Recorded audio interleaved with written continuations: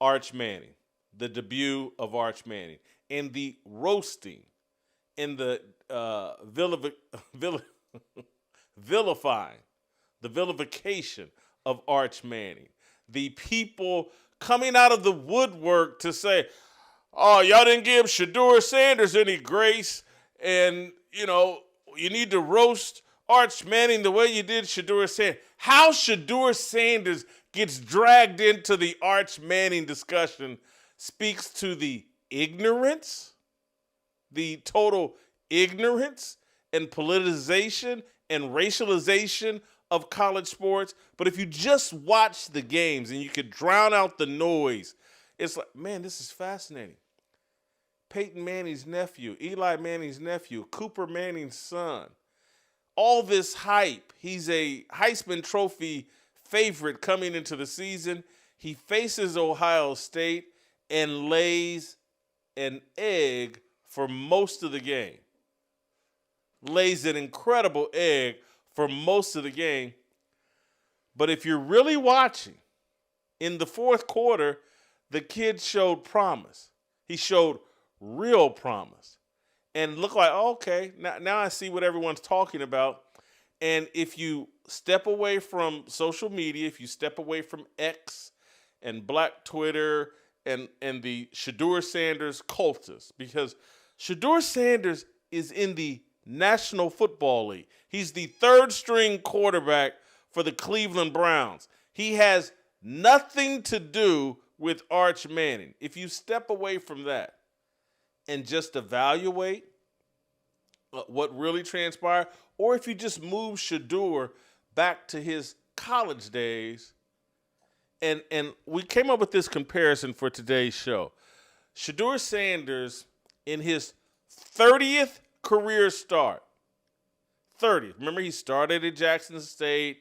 He had some starts at Colorado. And then I believe on September 23rd of 2023, in his first year at Colorado, he faced number 10 Oregon on the road. He finally faced a good team. Not someone that was preseason ranked, supposed to be good, like TCU, which was actually trash. He finally faced someone good. Here's what Shedeur Sanders did in that game. 159 passing yards, 4.8 yards per attempt, 5.9 yards per completion, total offensive yards, 125 yards.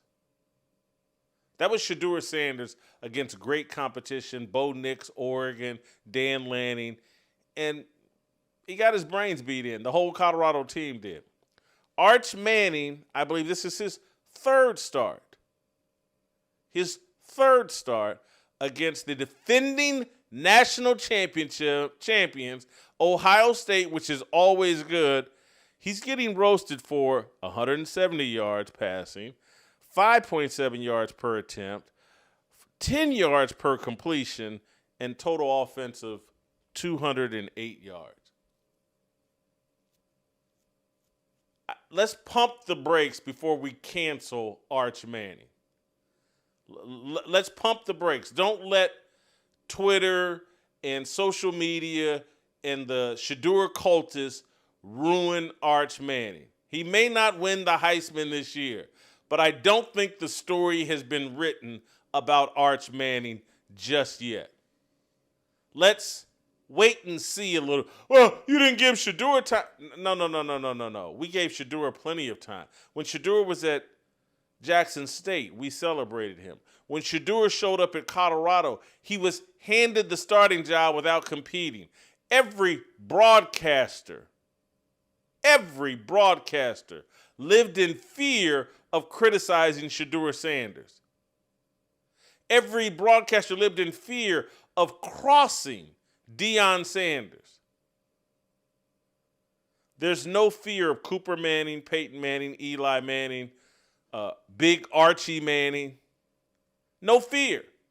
You can say whatever you want about them. You can say whatever you want about their son, their nephew, their grandson, because the Mannings are held to a manly standard, and their grandson, nephew, son is held to a manly standard. He can be criticized. He can be roasted. He's supposed to handle it. He can go through the fire and be made anew or made better. But Shedeur Sanders, he needed to be affirmed. He needed to be coddled. You're racist if you say anything about Shedeur Sanders. If you say that the guy won 9 games in his last year and somehow got his number retired and put up into the rafters at Colorado, you're racist. You just don't like Deion. They all have it out for Deion. They want to show Deion. That's why he didn't get drafted until the 5th round. We keep feminizing and homosexualizing the black players and their father, while the white guy gets treated like a man. I'm sorry for interrupting your Labor Day with these deep thoughts, these troubling, these politically incorrect thoughts, but I got to do it because no one else will. If I don't do, you know who I'm Tony Montana. There go the bad guy. You need me. You need me. Because you're afraid to be who you really are. I'm not. I'm the bad guy. I'm going to tell you the truth. And the truth is that Arch Manning has a chance to live up to the hype, if not this year, next year. The truth is the criticism and the mocking that Arch Manning is going through is actually either going to make him a better player or he'll crumble and fall. He's going through the fire. You can't cook bacon without turning up the fire. So, yeah, go ahead and barbecue Arch Manning. It was a bad game. He didn't look good. He looked overhyped. He didn't hype himself. He didn't put himself in the Heisman candidacy. The media did. Paul Feinbaum did. But I have a feeling if he survives this, it's going to be some real tasty bacon made here. Shedeur Sanders, on the other hand, will probably be a failure with the Cleveland Browns, the cultists that just want to affirm him and protect him from criticism. And, he's authentically black, and Deion's confidence, and no one likes Deion's confidence. And I don't know if I did this on the show last week. I know I did something, I think, over social media this weekend. But this whole thing about confidence being the source of all success, it's a joke. Humility is the source of all success. If you enjoyed that video, be sure to hit the like button and subscribe so you never miss a moment of Fearless.